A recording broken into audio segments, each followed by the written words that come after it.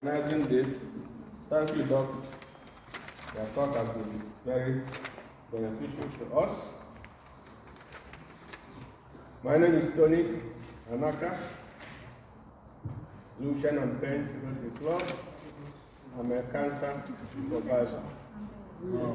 Prostrate cancer survivor. See me here, standing here smiling, you would know that I was diagnosed with prostate cancer October 2024. That was 15th of October 2024. This year, if you heard that somebody had cancer, what comes to your mind? Death? Suffering from chemo, treatment, and everything. That's how I felt when the doctor at Elizabeth Hospital in Woolwich said to me, Mr. Naka, you have prostate cancer, and your cancer is mildly progressive. Your cancer is mildly progressive. When I heard that word, my mind went. Fear, anxiety. What can I do? How will I progress from here? Luckily for me, my wife was with me when I got the news. Soon as she said that, my mind went down. So my wife took all the notes. And the doctor sent us over to specialist prostate cancer nurse. Just like opposite this office. We got there. He said to me, Mr. Naka, you look fit. Keep doing what you are doing. Cancer, prostate cancer is not death sentence. Prostate cancer is not death sentence. And that statement from that nurse calmed me down, gave me the motivation to fight cancer. From then on, I said, I'm going to beat cancer. So we worked with. Before we left the hospital, they gave us a lot of leaflets. My wife had already put it on Facebook because I decided not to suffer alone. I want to make it public. Yes, yes. When you make things public, it's a commitment. You're like telling the world, this is what's happening, and this is what I have to do, and then you're accountable. I sneeze up there. From then on, sharing with all my friends, a lot of encouraging messages coming to me, which helped me. My wife and my two daughters were very supportive. That support network is important. I have my family, NHS, medical people, and of course my friends and contacts sending me messages. All those things help me to carry on. As the doc said earlier on about back pain, I didn't have any symptoms in the night. I only go to the toilet once. No symptoms, nothing. But August 2024, my wife and I went to Spain because our mother died. And in Spain, I had this terrible back pain. Never had it before, very, very excruciating. In the end, I have to borrow walking stick from my wife's dead mother. I used it in Spain, and when we were coming back, I used it throughout. So I was wondering, what is going on? No symptoms, nothing. Got home, went away for the weekend in Market, drove to Market, parked our car. At the time we get to the accommodation where we were staying, I couldn't run my way. First time it happened to me. So I said to my wife, there's something wrong. Although my friends, doctors, they said to me it's old age. I said, this type of thing never happened. And now I'm 69, I was 69 at the time, but things like this never happened to me. From then on, as soon as we got home, went to my GP. Luckily for me, they put me in for 2nd of September for PSA blood test. I've been doing it, been doing medical checkup, MOT, since 2005. Every year, September, October, I do. I'm fairly old. But 8 years before that, I said to them, please,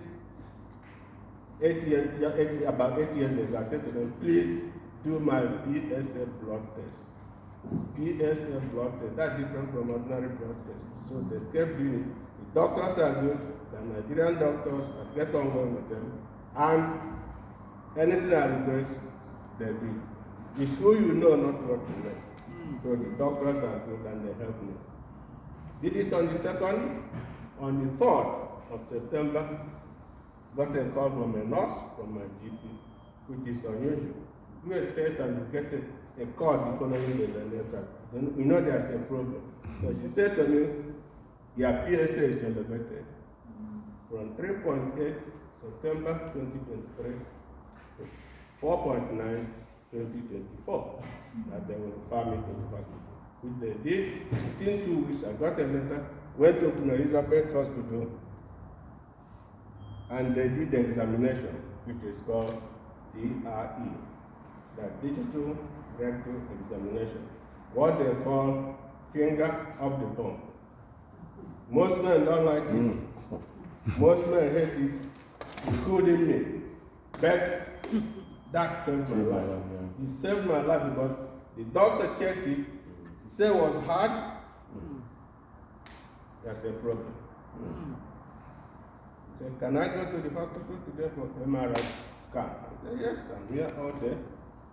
So straight away, send me to the manageress who is in charge of the Prostrate cancer pathway. And she booked me appointment straight away to Lucian Hospital. I went there, they did MRI test. Within another week, the result came out. Their team sat down, looked at it, they called me in. I went, and they did what is called biopsy. That's another nasty one as well.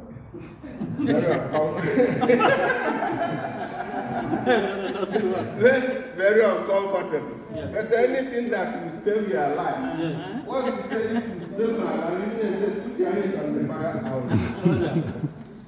And they went for the outcome. So I went for the biopsy. They did biopsy. They took about 17 samples. When the results came, out of 17 samples, 8 were cancerous. So that was a big problem. Yeah. And when they come in, checked everything. That's when the doctor said to me, you have prostate cancer. They were not sure whether my tumor is still within the prostate gland or whether it has spread. That was the worst period of my life, I tell you that. Because in my family, we are worried. When I'm walking around, if I have the pain, oh my God. Oh my God, this is coming. And then we waited and waited. Then the doctor came and said, look, we are not sure. I'm going to send you to St. Thomas's for PET scan, PET scan. I think it's a place where they inject like a tracer in your body. You go in a tube, you stay there, you put something on your arm, everything. You are there for an hour. Then after that, you go into this massive scan tube. Luckily, it was for 10 minutes. He said, you got to stay steady for 10 minutes. I was there. I was telling myself, Tony, please don't move, don't move, don't move. Because you got to stay still so that you capture you properly, which I did. Luckily for me, they had a new machine at the time. The previous machine, the old machine, said 40 minutes. I said, how can I stay still for 40 minutes? But this one was 10 minutes. I was able to manage it. They said, I'm going to record in a week. When the results came, doctor was clear now that my tumor is still contained in my prostate cancer. prostate gland. He called me, said, Mr. Anaka, good news. Still containing your prostate, they'll send you for surgery, send you to Glasgow. I was happy, we were happy because it's good news, because of my fear was once it spread, I'm in trouble. I hated chemotherapy, hormone treatment, they have all sorts of effects on you, especially hormone treatment. Start having breasts like women. You know? Then, as soon as they sent me to guys, I was happy. But in guys, they have like my chart, if they give you, get all the results, everything. As soon as the test is done, you get it in your chart. Every morning I hit it, like reading a Bible every morning, I just check it, what is going on, what's good.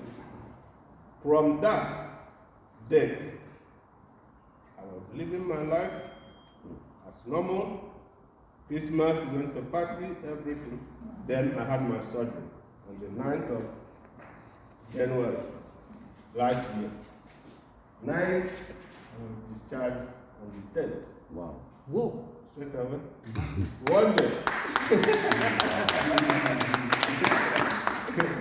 I went there about 11 in the morning. By the following day, about 2 o'clock, the nurse was calling. Yeah, I have to go on my lunch. You know, sign your discharge paper. Fair enough. I went home with my catheter, what they call catheter. They fit it on your wheel. Yes. And yeah, when I went home, that was the funny part. Not funny, but that's when my wife actually came into action. Because in the night, in the middle of the night, when the bag, you have a bag, when the bag is full up, you have to empty it. Yes. So my wife was doing that.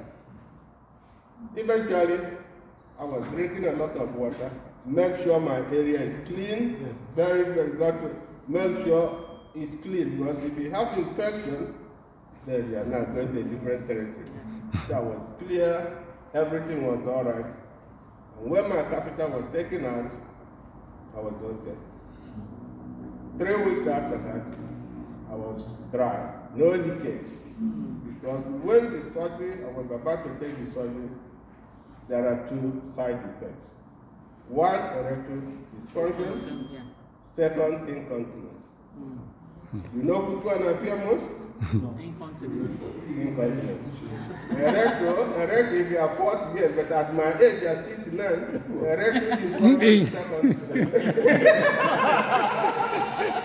At 40 years, and what about number 1? At 69, that's the second. That's the list of your problems. So my main worry was incontinence. Because I don't want to be walking about people looking at me like witness. I said, I don't want to live that life. Luckily, when I spoke to one of my contacts, he's a consultant urologist, he's a Nigerian man, very experienced. He does it every week. I think he does about 5 or 10 surgery, prostate cancer surgery every week. So he said to me, Tony, go for surgery. The surgery will take the cancer out of your system and it will add 10 to 15 years to my life. So as he said that, I said to my wife, yes, we made a good decision. Because I know I haven't got any interest, it doesn't work at guys. He works in Newcastle, so he has no interest. Just advising me as a person, as somebody, especially from the same place, from Nigeria. So I said, what have I got to lose? When everything went well, outcome was really excellent. One of the surgeons was one of the 10 top surgeons in London. I was lucky. I was about to go on holiday, so an Australian man, so they fitted me in, got it done. I said to him, just whip it out. Don't want him. I signed the form for them there and they said, take it away. Use it very research. So it's all gone.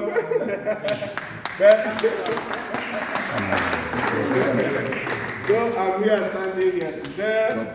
Stay standing, stay laughing. Again, what helped me was my positivity. Very positive. Accepted the situation, there's no confiding me. I worked on survival. I changed my diet. They talked about diet. My wife put me on special diet. Just fish, vegetables, nuts, at the cutaway, goat meat, goat head, cow leg, yeah, goat leg, cow leg, cow leg, cut out all those things, pounded yam. And you know when you tell a Nigerian man to cut out pounded yam and cow leg, you know you're talking. But I had to do it for my life, which I was grateful for that. But I lost about 3 stones. You know me before my stomach was like a passenger stomach. So I'm very glad I took the path I took. And my family support was good. Medical, the NHS, I know people complain about them, but they were very good to me. And my friends, everybody was supporting.